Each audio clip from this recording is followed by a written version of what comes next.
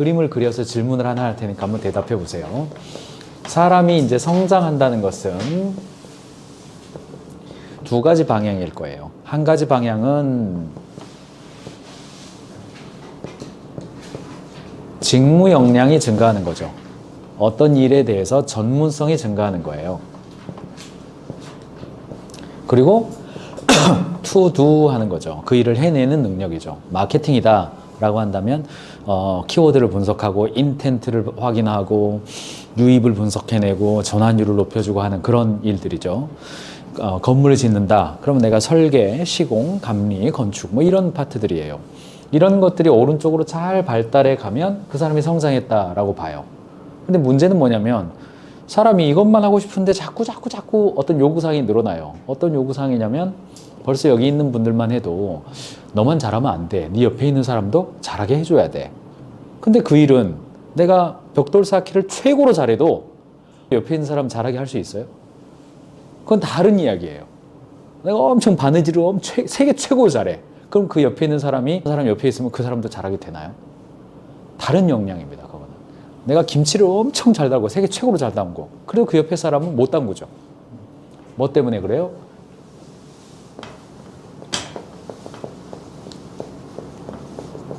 이걸 조직 역량이라고 부르죠. 다른 말로는 흔히 쓰는 말로 리더십, let do죠. 하게 하는 거. 이것이 이렇게 올라가면 이거 성장했다고 그러죠. 통상 이것을 요즘 표현으로 people leadership, 이쪽을 expert leadership 이렇게 부릅니다. 전문가 리더십, 뭐 people leadership 이런 표현을 써요. 여러분은 나로 하면 너무 민감하니까 내 주변에는 어떤 사람이 많아요. 일단 1번이면 너무 좋겠죠. 그렇죠. 근데 이건 빼. 세상에 존재하지 않는 사람들이에요. 이거는 없어. 호랑이인데 날개까지 달린 거예요. 호랑이인데 날개까지 달렸어요. 아무튼 잘 없어요. 이런 사람은. 자, 그 다음에 이쪽도 빼. 어쨌든 성장을 시켜가는 거예요. 자, 문제는 뭐냐면 이쪽하고 이쪽이죠. 자, 내 주변에 있는 사람들은 2번인가 4번인가 좀 그래지죠. 그렇죠. 내 주변에 2번이 많아요? 4번이 많아요? 대답하지 마세요. 나는 현재 2번 쪽에 가까워요? 4번 쪽에 가까워요? 이거 대답하지 마세요. 우리 회사는 2번을 보다 지향하고 있습니까? 4번을 보다 지향하고 있습니까? 이것도 대답하지 마세요. 이 질문을 잭 웰치, 20세기 최고의 경영자로 불리는 잭 웰치한테 기자들이 물었어요. 그러면 어떤 사람을 더 중요하게 여겨야 됩니까? 이 질문이죠. 잭 웰치가 뭐라고 대답했을까요? 20세기 최고 경영자로 불리는 사람이에요. 그렇다면 4번.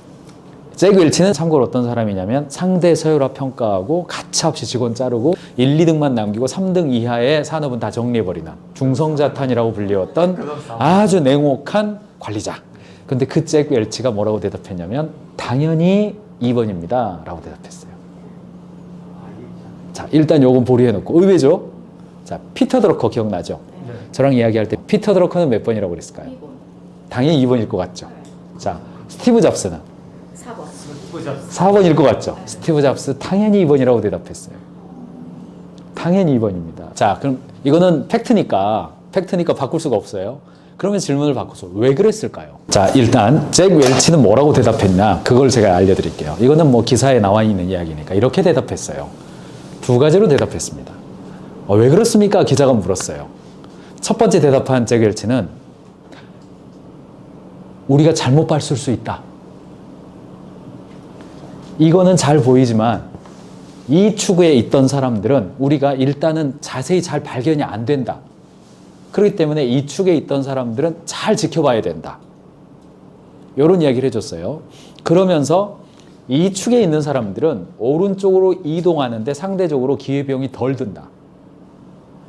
열심히 하고자 하는 사람에게 너 열심히 공부하게 하는 것이 머리는 똑똑한데 회사의 일관적 방향성에 동의하지 않는 사람을 설득하는 것보다 훨씬 낫다. 그러므로 이 사람들은 기회비용이 덜 든다. 이런 이야기를 했어요. 근데 두 번째 이야기도 역시 제길츠스러운 대답을 했어요. 이런 사람들은 얼마든지 시장에서 돈으로 갖다가 쓸 수 있다 그랬어요. 이런 사람들은 돈 주면 갖다 쓸 수 있다. 그런데 회사에 맞는 조직 역량과 리더십과 피플 리더십을 가진 사람은 잘 발견하기 어렵다. 외부에서 데려다가 쓸 수가 없다. 그렇게 이야기를 했어요. 제길치스럽죠.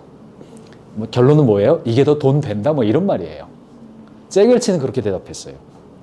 근데 스티브 잡스는 뭐라고 대답했을까요? 스티브 잡스. 뭐라 그랬냐면 우리 회사가 가고자 하는 방향은 사람들이 원하는 것에 집중하고 혁신적인 제품을 계속해서 출시해내는 건데 그것을 이해하려면 나의 생각을 잘 구현해 주는 사람이어야 해요 라고 말했어요. 이 사람들은 내 말 안 들어요? 이 말인 거예요. 스티브 잡스에게 있어서 회사에서 핵심 인재란 어떤 사람인 거냐면 스티브 잡스가 구현해내고 싶은 그 이상적인 제품과 사람들의 라이프 스타일을 충분히 내 이야기 잘 이해해서 잘 해줄 수 있는 사람이 필요한 거예요. 그러니까 어떤 능력이 필요해요? 지 맘대로 하는 놈이 아니라 회사가 가고자 하는 방향을 잘 이해해서 커뮤니케이션 해줄 사람이 필요한 거예요. 이런 이야기를 했습니다. 이 매트릭스는 제가 그린 매트릭스가 아니라 피터 드러커가 그린 매트릭스예요. 이게 리더십 매트릭스라고 통상 불러요. 그래서 피터 드러커는 조직 내에서 직장인이 회사에 들어왔다. 경영자가 기업을 운영한다. 그러면 두 가지 방향으로 양성해야 한다. 이건 약간 다른 영역이다. 그래서 전문성의 증가와 리더십의 상승 두 가지를 같이 해라. 그리고 이 그림은 좀 다를 수 있다. 그러면서 피터 드러커는 어떤 이야기를 했냐면 조직 내에서 리더가 된다는 것은 조직의 가치를 구현해주고 각 사람의 장점을 극대화시켜주고 약점을 무력화시킬 수 있는 사람이 경영자다. 피터 드러커는 리더, 경영자 같은 표현이에요. 그러므로 조직의 유일한 정당성은 우리가 팀으로 모여서 함께 일하는 정당성은 다른 데 있는 것이 아니다. 각 사람의 약점이 무력화되고 강점이 극대화될 수 있는 방향으로 조직, 오거니즘이죠. 유기체를 만들어내는 것이 조직의 유일한 정당성이다. 조금 더 쌩하게 말하면 야 모여가지고 일했는데 시너지가 안 날 거면 왜 모여서 일해? 고생스럽게. 각자 하고 싶은 대로 하지. 이 말이에요. 그렇기 때문에 조직 내에서 리더를 키워내고 관리자를 세우고 책임자를 세우는 것은 각 구성원들이 가지고 있는 강점이 극대화되도록 오거니제이션 해줄 수 있는 사람. 이 회사에서 중요한 역할을 맡아야 된다. 이렇게 이야기를 한 거예요. 같은 맥락이죠. 세상에서 제일 큰 오해가 뭔지 아세요? 여러분 뭐 대표님은 어떨는지 모르겠지만은 어떤 사람이 회사 내에서 중요한 역할을 맡고 승진을 합니까? 전문성이 높은 사람이에요? 리더십 좋은 사람이에요? 리더십 좋은 사람이에요. 쉽게. 근데 초급 사원일 때 몰라 그거. 실력 있으면 승진한다고 생각해. 아니에요 그거. 그래서 그런 걸 약간 멋있는 이야기로 이렇게 말하는 거예요. 멋있는 이야기로 말을 해요. 왜요? 이 방향을 위해서 우리가 존재하니까. 우리가 가고자 하는 철학과 방향, 목적, 우리의 미션. 이 방향에 대해서 꾸준히 한 방향으로 한 길을 가줄 사람들. 이 사람들이 척추 기립근이 되어서 중간에 있어야 팔이나 다리나 뭐 이런 주변부의 근육들 있죠. 이런 것들은 극단적으로는요, 사서 쓰면 돼요. 경우에 따라서 요즘 얼마나 크몽도 많고 뭐 얼마나 많아요. 외주할 수도 있는 거예요. 그렇기 때문에 이 책의 저자가 다시 사람이 집중하라 이 이야기에서 시작할 때부터 끝날 때까지 공통적으로 하는 말이 뭐예요? 사람 키워라 이 이야기잖아요. 이 사람 키워라는 이쪽이겠어요? 이쪽이겠어요? 당연히 이쪽인 겁니다. 우리 회사가 가지고 있는 미션, 왜 모였는지, 그리고 우리가 가고자 하는 그 방향은 무엇인지, 그것을 꾸준히 이야기하고 그 가치에 몰입하고 헌신할 수 있는 사람들을 조직의 중심축에 세우고 그 사람을 중심으로 해서 상대적으로 가치와는 멀어진 쪽은 사람을 갖다 쓸 수도 있고 외주할 수도 있고 이 본질을 지켜라. 비대면 근무가 나오고 세상이 바뀌고 코로나가 오고 기술이 새로 등장하고 뭐 혁신적인 아이템이 새로 오고 수많은 것들은 결국은 이 세로축으로 탄탄해져 있는 척추 기립근에 해당되는 구성원들이 다양하게 시도하고 실패해도 된다 안 된다? 된다 그거는. 근데 많은 경우 오해합니다. 특별히 초급 사원일 때 많이 오해해요. 이거 열심히 하면 내가 더 중요한 위치에 있을 거다라고 오해해요. 물론 제가 이거 열심히 하지 말아요. 그 이야기 하고 있는 건 아닌 건 알죠.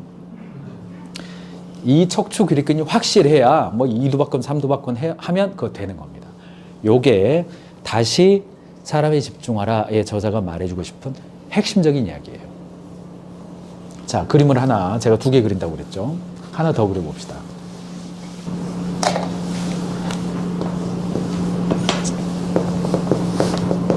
직급이 있고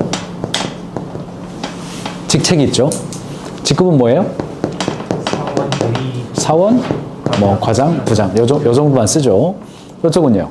파트장, 팀장. 그렇죠. 여기는 팀 1, 팀장, 부서장, 뭐 파트장, 실장, 본부장, 지사장, 지부장 등등등등등 이렇게 돼 있죠.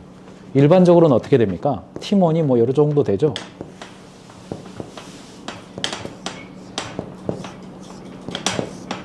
여러분 되지 않겠어요? 일반적으로 팀원이면 뭐 사원 한 대리까지 정도는 한 팀원 정도 되고 한 대리부터 한 과차장 정도까지가 팀장.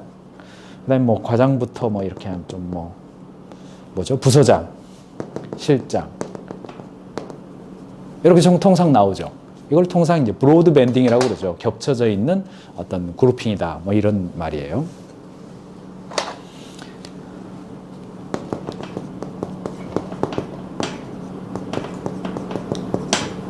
다르죠. 성과하고 역량이 뭐가 다르죠? 역량은 성과를 달성하기 위해 내재되어 있는 끌어써야 되는. 그렇죠. 일단 성과는 퍼포먼스고 역량은 컴피턴스이니까 일단 그 단어가 자체가 다르죠. 성과의 정의가 뭡니까? 성과를 냈다. 그게 무슨 말이에요? 목표 달성. OKRS가 호랑이 예를 가끔 든 거 기억나죠? 그럼 제가 설명 없이 그냥 이야기할게요. 호랑이 잡으러 갔다 멧돼지를 잡았어요. 목표 달성 못했죠. 그럼 성과입니까 아닙니까? 아니죠. 토끼 잡으러 갔다가 토끼 10마리 잡았어요. 목표를 초과했죠. 성과입니까 아닙니까? 성과와 비슷한 말이지만 성과랑 다른 말이 결과죠. OKR은 OKR이에요. O 퍼포먼스 아닙니다. 리절트 값이에요. 결과와 성과는 뭐가 달라요, 이거? 올리브영의 이번 달의 목표가 한 컨테이너 파는 거였어요. 근데 올리브영 진행하다가 뭐 단체 판매가 일어나고 올리브영에서 막 난리 쳐가지고 올리브영이 홈쇼핑이 있는데 거기다가 내가 추가적으로 더 매출을 올렸어요. 그러면 그 추가인 매출은 성과가 아닌 거예요. 예상하지 않은 거니까. 여기에서 고객이란 단어가 나와야 이것은 해결이 돼요. 고객이 원한 결과를 성과라고 부릅니다. 결과는 일을 통해서 얻은 결과예요. 일을 통해서 얻은 것, 이걸 우리는 결과라고 불러요. 성과는 고객에게 바람직한 결과예요. 어떤 사람이 승진해야 합니까? 성과하고 역량 중에서 어떤 것이 높은 사람이 승진, 여기 이거죠? 해야 됩니까, 이거? 성과예요, 역량이에요? 자, 역량에는 승진을 주는 겁니다. 승진을 주는 거예요. 그러면 비슷하지만 성과에는 뭘 줘야 되는 거예요? 인센티브. 다른 말로 보상이라고 그러죠. 성과를 낸 사람에게는 보상을 주는 겁니다. 보상의 형태는 다양해요. 우리 이렇게 초코파이 주는 것도 보상이고, 와, 이것도 보상이고, 그 성과급 주는 거, 연봉 올려주는 거, 이런 거 다 보상이에요. 보상하면 또 너무 막 연봉만 떠오르지 마세요. 성과에는 보상을, 역량에는 승진을. 자, 근데 요거 하나 남았죠. 직책이 직책. 요거는 뭐예요? 요거는 뭐에는 직책이에요. 뭘까요?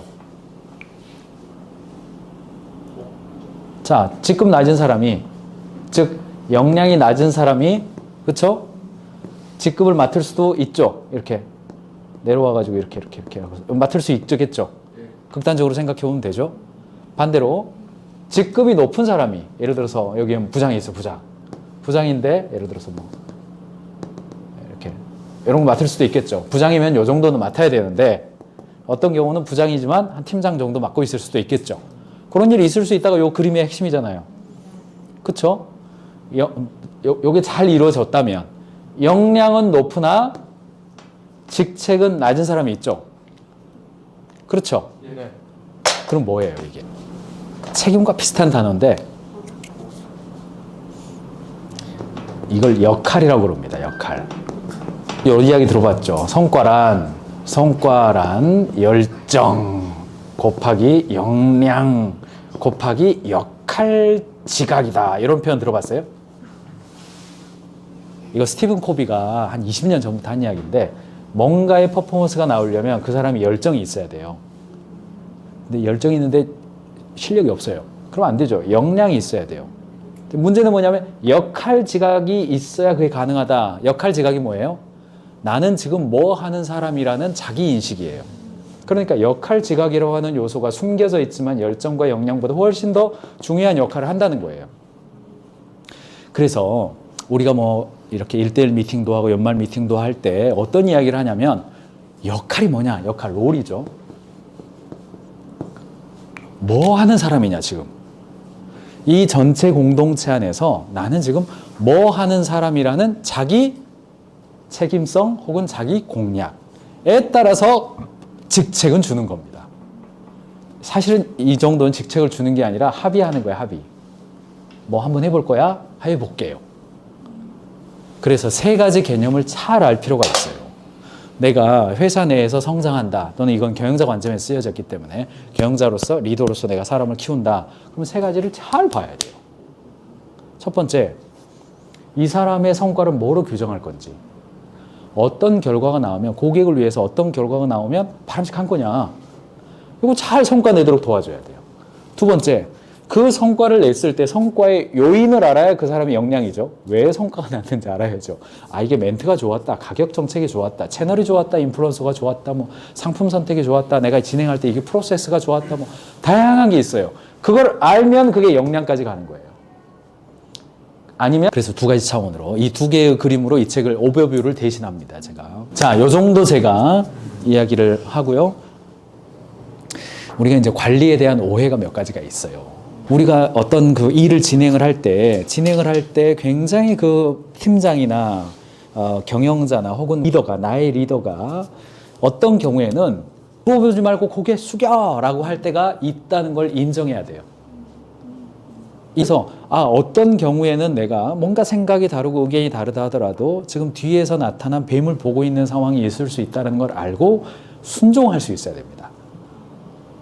그러니까 기본적으로 팀장이 말을 했을 때, 리더가 말을 했을 때 이유 여하를 막론하고 고개 숙일 수 있는 관계가 형성되는 것이 맞아요.